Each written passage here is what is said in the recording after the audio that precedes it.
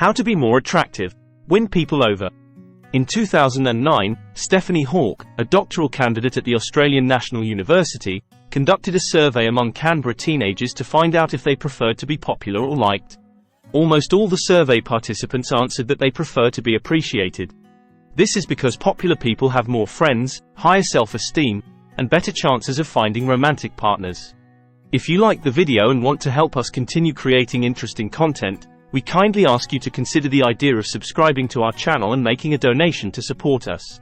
Your support is precious to us and will allow us to continue growing and improving our channel. You can do it here below, through the appropriate buttons, subscribe, and thanks. However, these teenagers reported that popular people are not always appreciated, and if they had to choose between the two options, they would choose the latter. To grow and enjoy what they consider to be the good life, people need a sense of belonging. An obvious way to determine whether one is a peer or an outcast is to evaluate how much they are appreciated by peers, family, and friends. If they are not liked by them, it is unlikely that they will feel a sense of belonging. For a long time, Judith accepted that she was not appreciated by her peers, or even by all her peers. The main reason, she believed, was that she was free to express herself. The truth came easily to her, and she was happy to tell people what she thought was right. Her colleagues and acquaintances did not appreciate her frankness and honesty, so they avoided talking to her unless it was necessary. One day, when she went to the kitchen to get a cup of tea, her colleague was discussing a soccer match with an empty cup in front of him. He greeted her kindly, and she went to the counter to fill the cup with water. She had watched the game in question, and the final touchdown was so beautiful that she couldn't wait to share it.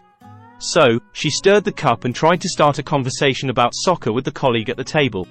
Instead, each of the three people at the table shook their heads in agreement, mumbling and murmuring, before walking away and returning to their desks. Sitting alone in the break room, with her thoughts about soccer boiling in her throat, Judith felt lonely. Not being appreciated had never been a problem for her, but now it was compromising the quality of her life. She started learning the importance of listening and hearing the stories of those around her.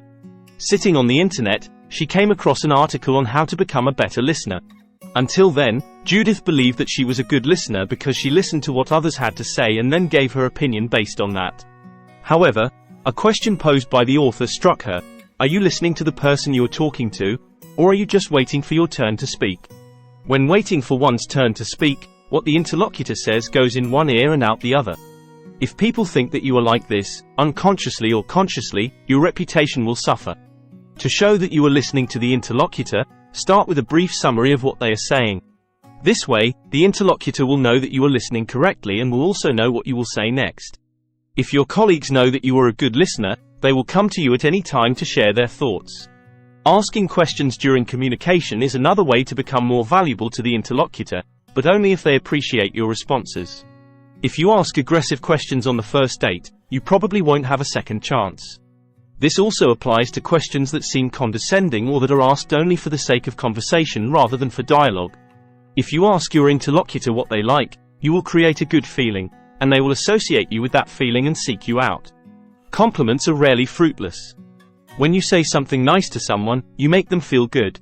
For example, Judith has a mole on her chin, and everyone she meets thinks it's cute. Recently, she noticed a bottle of wine that a friend had spent months decorating, using random objects found on the street. It was the most expensive bottle of wine her friend had ever bought and was intended to celebrate a significant milestone in her life. Judith thought the bottle was beautiful and said that she would like to display it on the mantelpiece. Her friend was delighted to hear this and seemed eager to receive the compliment. When asked about her jewelry, her friend launched into a monologue that ended with 2 beers. Complimenting someone on their hard work makes them feel even better than they were born and gives them an even higher opinion of you. Showing your weaknesses is also a way to make them feel secure and a kind of camaraderie. If you don't share all your problems too eagerly, your flaws make you a friendlier person. For example, when Judith was abandoned, she told her sister about her difficulty in being appreciated and tried to change the situation. Her sister was understanding and gave her advice on how to handle the situation. Judith said that her sister began to appreciate her a little more when she recognized her vulnerability. However, too much information makes you seem like a victim, and unless someone has an unhealthy savior complex, it will not make you more appreciated. In the next communication, talk about your weaknesses at the right time and see how the audience reacts. Honesty, even about things that hurt you, can earn you special recognition. You will seem less manipulative if the truth is more important to you than being appreciated, even if it is something they do not want to hear. In this way, your words will carry more weight, and people will believe the truth that you tell them.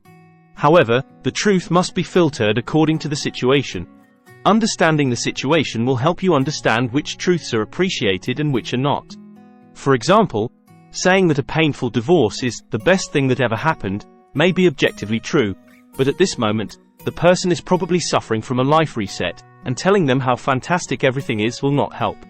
If you want to be critical, start with a joke. You also need to tell the truth that the room and the people do not want to hear, but that you might want to smooth over in the end. If you start with a joke and make people laugh, you will automatically gain the favor of the audience, and the concrete facts that you will hear later will have a soft landing. If you follow the flow and are flexible, your colleagues will appreciate you more.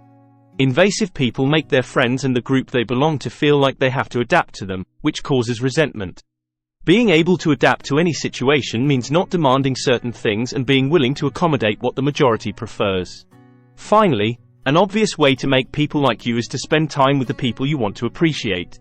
If you ask people who they prefer, who they see every day, or who they have never met before, they will choose familiar faces. Familiar faces make people feel safe. As Judith discovered, if she brings a drink or lunch to a colleague, it means that she is involved in their conversations and their plans for the weekend. Let us know about your practical experience regarding today's topic by writing it in the comments. And do not hesitate to ask questions. We will respond to the best of our ability. Do not forget to share your opinion with us and leave a comment.